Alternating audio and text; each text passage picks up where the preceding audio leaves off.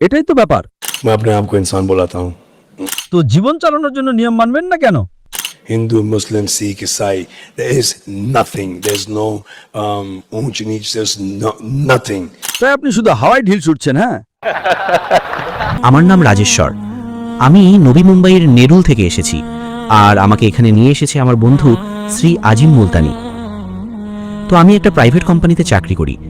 তো আমার কথা হলো, আমরা বলি যে আমি হিন্দু, মুসলমান বলে আমি মুসলমান, শিখ বলে আমি শিখ, খ্রিস্টান বলে আমি খ্রিস্টান। তো সবাই নিজ নিজ ধর্মের পরিচয় দেয়। তো আমার প্রশ্ন হলো, এই ধর্ম কে বানিয়েছে? আর যদি বানিয়ে থাকে তবে কি উদ্দেশ্যে বানিয়েছে? আমরা কি শুধু একটা ধর্মকে মানতে পারি না, যা হলো মানবতার ধর্ম? আর কোনো ধর্মকে মানব না, না হিন্দু, না মুসলিম, না শিখ, না খ্রিস্টান। এবং কোনো ধর্মকে কবুল করা কি জরুরি? ভাই সাহেবের ভালো প্রশ্ন, অনেক ভালো প্রশ্ন। আরেকটা প্রশ্ন এর সাথে যুক্ত আছে স্যার, আমি জিজ্ঞেস করতে চাই, কোনো ধর্মকে কবুল করা ছাড়া মানুষ কি সৎ ও সঠিক পথে চলতে পারে না? আর এই যে সব ধর্মের গুরুরা আছেন, তারা কি কারণে নিজেদের ধর্মের প্রচার করেন আর কি উদ্দেশ্যে করে? এটা আমার প্রশ্ন। ভাই সাহেবের অনেক ভালো প্রশ্ন। যে লোকেরা বলে আমি হিন্দু, আমি মুসলিম, আমি শিখ, আমি খ্রিস্টান, তাহলে এই ধর্ম কে বানিয়েছে? ধর্ম কি শুধু একটাই হওয়া উচিত? একদম ঠিক, ধর্ম একটাই হওয়া উচিত, আর সেটা হওয়া উচিত মানবতা।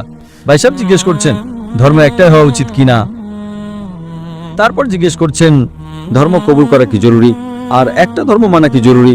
জি, এটাই প্রশ্ন। ভাই সাহেব ভালো প্রশ্ন করেছেন যে কেউ বলে আমি মুসলিম, কেউ বলে হিন্দু, কেউ বলে আমি খ্রিস্টান, কেউ বলে শিখ। এ ধর্ম কে বানিয়েছে? ধর্ম এক হওয়া উচিত একটা।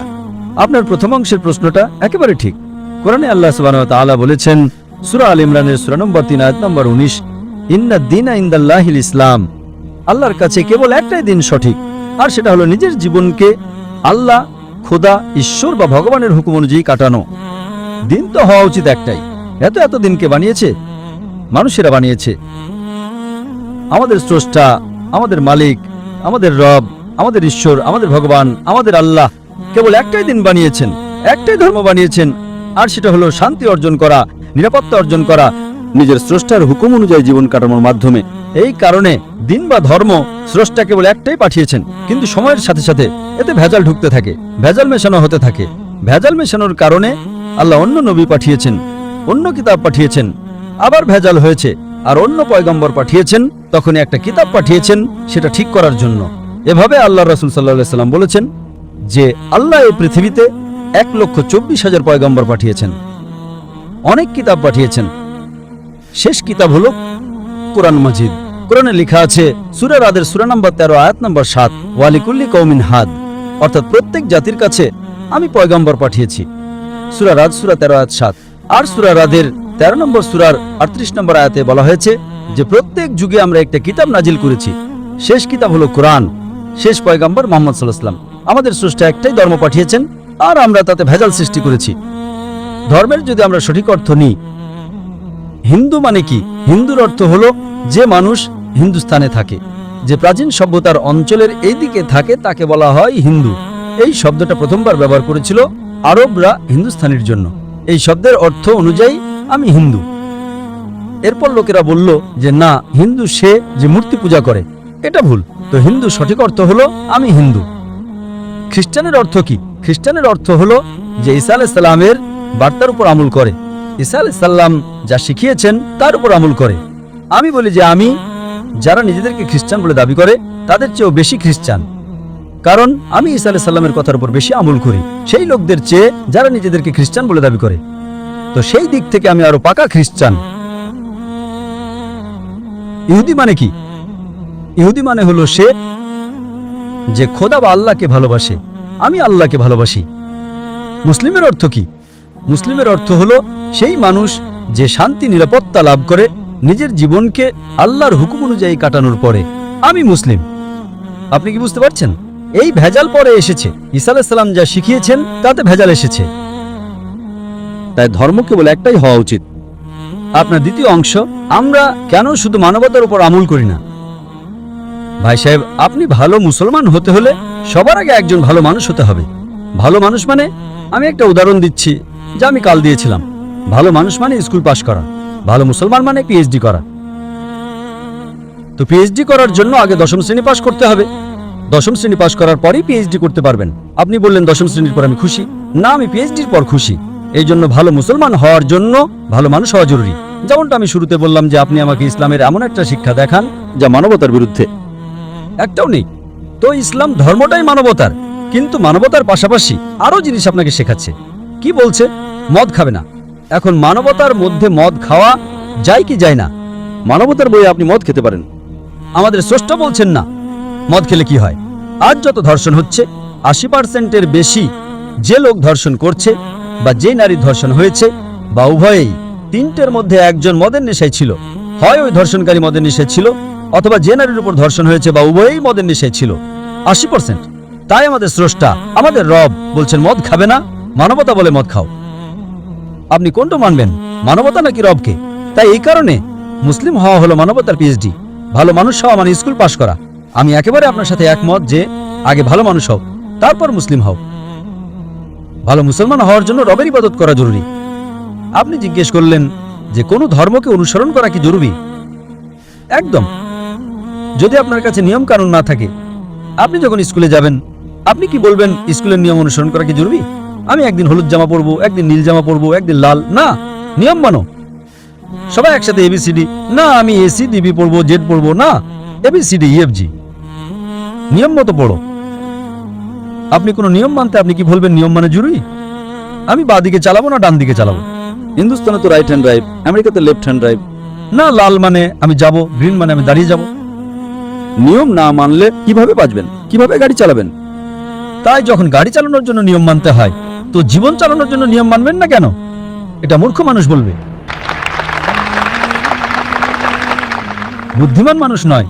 আর আমি মনে করি আপনি বুদ্ধিমান মানুষ। গাড়ি চালানোর জন্য নিয়ম চাই, স্কুলে যাওয়ার জন্য নিয়ম চাই, জীবন চালানোর জন্য নিয়ম নেই। আপনি বলবেন আমি নাক দিয়ে খাবো, চলবে না ভাই, মুখ দিয়ে খাও। আপনি বুঝতে পারছেন তো? এই আমাদের স্রষ্টা।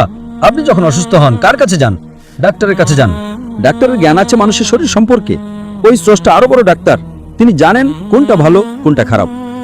এই কারণে স্রষ্টা যা বলেন, স্রষ্টাকর্তা যা বলেন, তার হুকুম মেনে চললেই আপনি ভালো মুসলমান হতে পারবেন এবং সবচেয়ে বেশি সফল মুসলমান হতে পারবেন আর মানুষ হতে পারবেন। আমি জিজ্ঞেস করতে চাই, আপনি কি খালিককে মানেন? খালিক মানে আমার জানা নেই। স্রষ্টাকর্তা, আপনি এক ঈশ্বরে বিশ্বাস করেন? এক খোদা মানেন নাকি অনেক খোদা? না, আমি তো সব জায়গায় যাই, মন্দিরে যাই, মসজিদে যাই, কিন্তু আমি কাউকে মানি না। আমিও মন্দির যাই, মসজিদ যাই, কিন্তু আমিও মন্দির যাই, মসজিদ যাই। কিন্তু আমি শুধু এটাই মানি যে একটা পাওয়ার আছে যা আমাদের শাসন করে। আমি ওই জিনিসটাকে মানি। একটা পাওয়ার, দুটো পাওয়ার নয় তো? একটা পাওয়ার যে আছে আমি সেটা মানি। ওটাই তো আমি জিজ্ঞেস করছি, একটা পাওয়ারকে মানেন নাকি দুটো পাওয়ারকে মানেন? একটাই পাওয়ারকে মানি। আমিও একটা পাওয়ারকে মানি। মন্দিরেও যাই, মসজিদেও যাই, কিন্তু মন্দিরে গিয়ে মূর্তি পূজা করি না, মূর্তি পূজা করি না। কারণ ওই পাওয়ার বলে মূর্তি পূজা করো না। মূর্তি মানে ওই পাওয়ারওয়ালাকে আপনি কম পাওয়ার দিচ্ছেন, তাই না? তো হিন্দু ধর্ম বলে মূর্তি পূজা করো না, খ্রিস্ট ধর্ম বলে মূর্তি পূজা করো না, কোরআন বলে মূর্তি পূজা করো না। একটা পাওয়ার, তাকে পাওয়ার বলুন, ঈশ্বর বলুন, খোদা বলুন, আল্লাহ বলুন, কিন্তু একজন নাকি দুজন?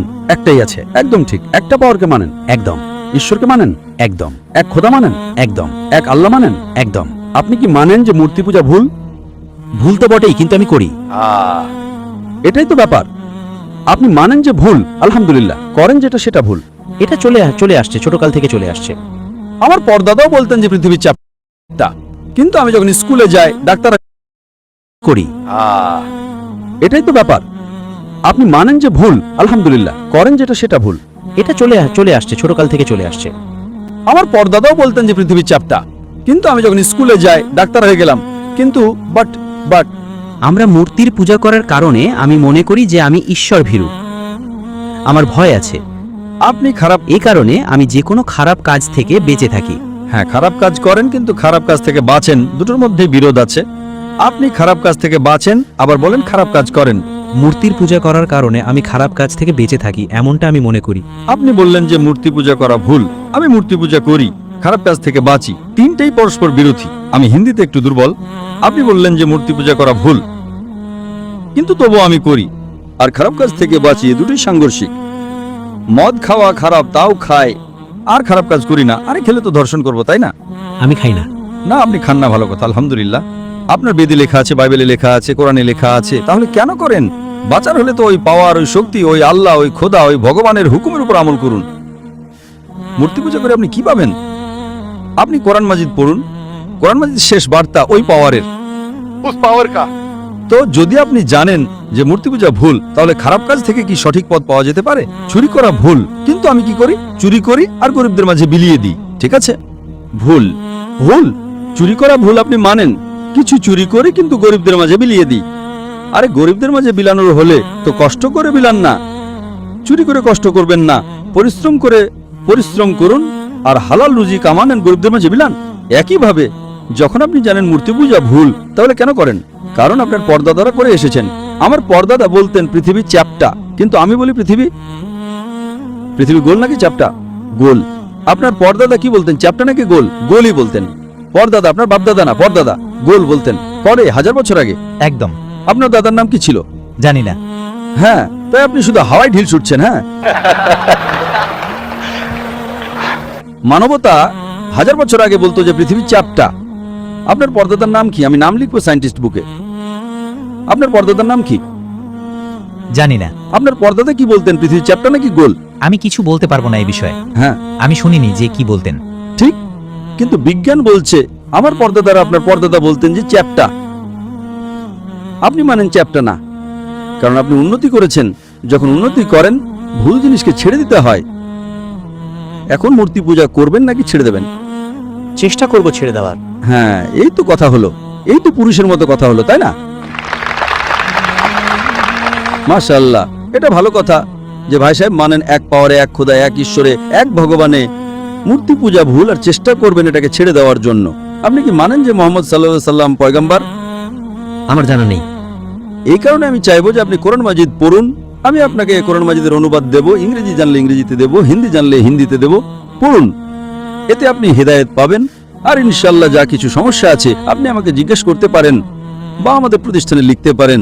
আর যখন আপনি পুরোপুরি সন্তুষ্ট হয়ে যাবেন যে এটা সঠিক কিতাব, তখন আপনি একদম ভালো, এখন আপনি ভালো মানুষ আছেন আর ভালো পিএইচডি হবেন। ওই দিনটার আমি অপেক্ষা করব। শুক্রিয়া, আশা করি প্রশ্নের উত্তর পেয়েছেন। Thank you.